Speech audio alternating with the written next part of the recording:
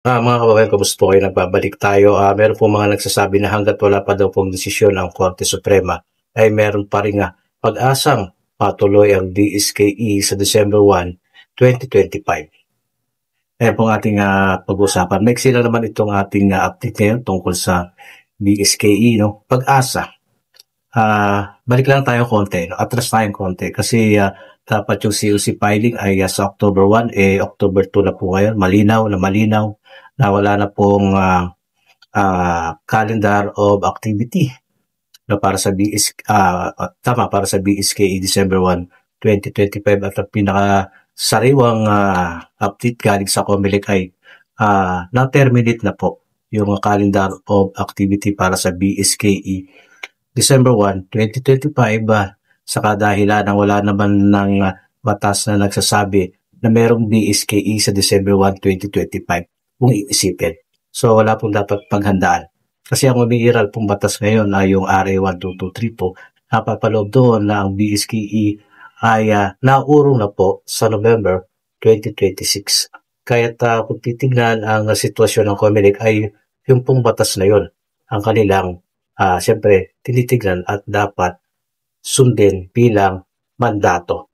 So, sa mga nagsasabi na mayroong pag-asa ang December 1, 2025, siguro meron. Kaya lang kasi ang nagiging problema na lang natin dito kung gaano ba kabilis dapat magdesisyon ang Korte Suprema. Kasi ang sinasabi natin mabagal ang magiging proseso nito. At kung magkakaroon pa ho ng oral argument, no? At halimbawa lang, mga kababayan, na naituring ang unconstitutional itong RA 12232 sa lalong madaling panahon ay maaari, no? Siguro mga 5% na lang ang natitirang pag-asang matuloy sa December 1 kung mabilis sana ang desisyon ng Korte Suprema, no, as soon as possible sana. Hanggat maaari sana itong buwan ng October. Ang tanong kasi dyan, kung magkakaroon ba ng desisyon na unconstitutional itong buwan October dahil kung wala po talaga ay masasabi na natin, masakit na sabihin para sa kapag marinig ng iba na wala ng pag-asang matuloy ang BSKE sa December 1, 2025, ay wala na po tayong magagawa. Kasi unang-una yung calendar of activity, terminated na. Sa madaling sabi, ang December 1 BSKE sa ngayon, no, ay wala na po. Unang-una, ang hiningin budget ng COMELEC ay para sa November 2026 na BSKE. Wala naman po silang hiningi sa budget hearing para sa December 1 kasi wala naman nga pong batas na nagsasabi. Pero meron pa rin mga naniniwala na sinasabi nila, yung mga nagko-comment dyan na hindi, merong batas na yung ruling ng Korte Suprema na isinabatas. Sabi nila gano'n na ang BSKE ay dapat sa December 1. Yung SC ruling na kanilang sinasabi. Nanggaling kasi yung SC ruling na yan doon sa BSKE 2023 na unconstitutional. Kaya nagtakda sila ng ruling para matuloy ang BSKE noong October. No, at nagresulta nga po ito ng 2 taon na pagupo ng mga incumbent na hindi nga daw makatarungan para sa kanila kasi 2 years lang. Kasi sinasabi ng batas ay dapat 3 years. So, kaya nga sabi naman nila, dumating itong RA 1223 dahil ito yung nagpuno sa kakulungan. At itong term setting bill na ito, RA 12232 ay ito na yung nagtakda ng termino at magsasaayos sa pagkakamali dito, yung BSKE 2023. So, gano'n pa man, sabi nga wala pang desisyon ng AC, kung magkakaganon man, sasabihin ko sa inyo mga kababayan na magkaroon man ng desisyon yan, konstitusyon o unconstitution ay masasabi natin mauurong na talaga Mauurong na talaga ang BSK na ito. Ayan.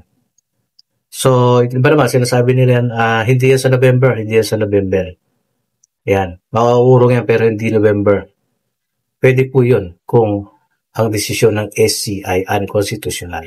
Pero kung constitution naman, ay yun ang susundin.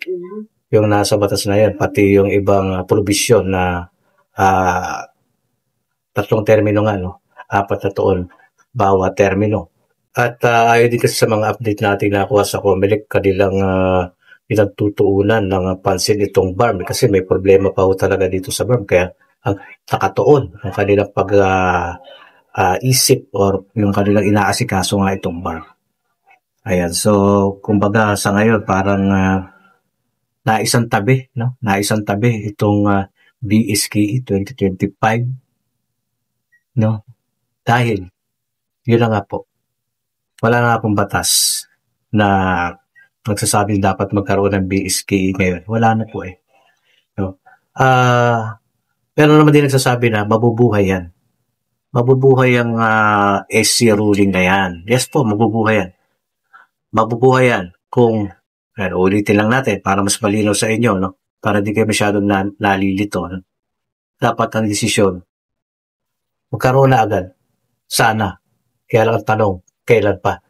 No, dapat unconstitutional at sinabi na rin natin nung nakaraan pa to eh. Sinasabi natin eh na dapat mabilis eh. Kaya lang inaasahan na natin na dapat mabilis ay wala. Walang nangyayari. Siguro nararapat kayang sabihin natin na kumbaga tanggapin na. Sa mga aspirante na talagang gigil na tumakbo sana sa December 1. No? Tanggapin na lang na nauurong lang naman. Total, napakabilis lang ng panon. Ilang buwan lang yan, 1 taon lang yan. Sabi ko nga kung pakikinggan yung sinasabi ko na gawin nyo yan as advantage yung 1 taon na yan. Diba? Malay nyo, manalo na kayo sa 2026. Malay nyo, swerte pala sa inyo yung term setting bill na yan. Malay nyo yung pala yung nagdulot ng magandang momentum, no? Bigla kayo magkaroon ng momentum sa 2026 BSKE. At pag nanalo kayo, first time incumbent kayo, pagbutihin nyo na. No? At kung wala pa rin, parang hindi para sa inyo ang pagiging isang barangay officials. Pero lang naman po yun. So, sa ngayon, yung iba talagang sarado na eh. Sinara na nila ang pintuan na talagang kupulit nyo, mag-move on na kayo, wala na ng BSKE. Sabi ng ibang barangay officials, wala na, antayin nyo na lang. Antayin na lang kayo sa 2026. Una yan, batas na yan eh. Diba? O, ngayon tapos naurong na yung inaasahan nila na ang daming umaasa. Yung mga nagko-comment dito na talagang pinagpipilitan nila yung BSKE December na nagko-comment pa nga sa atin ng medyo foul. No?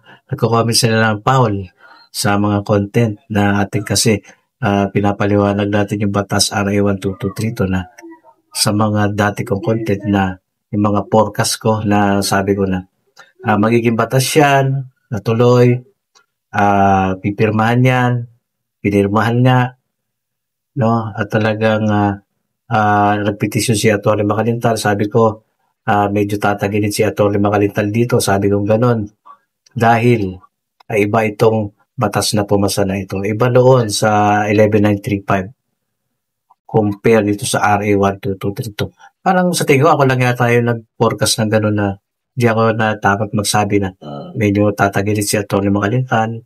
Pero yung mga forecast ko na yun, hindi pa po nangyayari. Pero kung tatanungin niyo pa rin ako ngayon, sabi ko na lamang pa rin itong batas na maaaring maging konstitusyon. Yun ang inaantay ko rin eh. No, magkaganon pa man, marami pa rin nagsasabi na naniniwala. Hindi, unconstitutional yan. Hindi kung unconstitutional. Yun ang mangyayari. No? Pero sana naman, isipin ninyo, mabibiting kayo pag unconstitutional yan. Mamumok pa rin naman eh. So ano ba silbi nun? Ano ba silbi ng petisyon? Di walang saysay. Kahit naman yung unang petisyon ni Atty. Makalintal, nawalan na rin naman ng saysay. Kasi ayaw maurong. Naurong din naman. Kahit na ito rin nga ang konstitusyon, parang papel lang yan.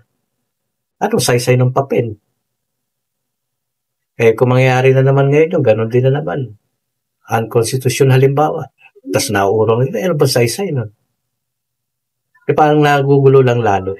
Parang gumugulo lang yung mga petisyon na yan. Dahil wala rin naman nangyayari. Papel-papel lang naman.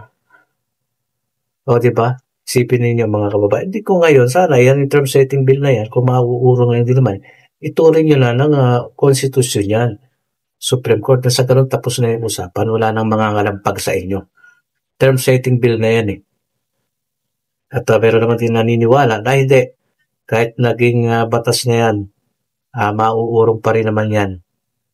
Katulad ng ginawa nila rito sa mga naurong ng mga BSK. Sa tingin ko, hindi na po.